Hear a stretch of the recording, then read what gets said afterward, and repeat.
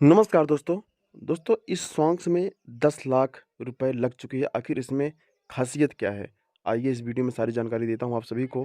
दोस्तों आपके trending star Khesari Lal Yadav ji का ये जो गाना आया है, "ए कही गो दिल केकरा के दी", इसमें दोस्तों आप सभी को बता दूँ कि माही श्रीवास्तव जी मेन फ़ीट पे हैं, जो कि इस सॉन्ग्स की लागत लगभग कम से कम तो 10 लाख प्लस हो गया है। और इसमें ख़ासियत क्या है मैं आप सभी को बताऊँगा तो आप लोग बिल्कुल हैरान हो जाएँगे। विश्वास ही नहीं करेंगे कि इसमें ख़ासियत ये हो सकती है या फिर इससे इतनी बड़ी लागत क्यों लग सकती है।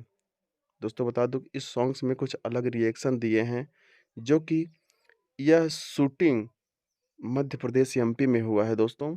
और इसमें जो रिएक्शन दिए हैं लगभग आप सभी को बता दूँ, उसी रिएक्शन से इनके सॉन्ग्स में ज़्यादा पैसा लग चुका है। और कोरियोग्राफ़र जो है दोस्तों वो बहुत गंदा है। आप सभी को नेक्स्ट वीडियो में बताता हूँ।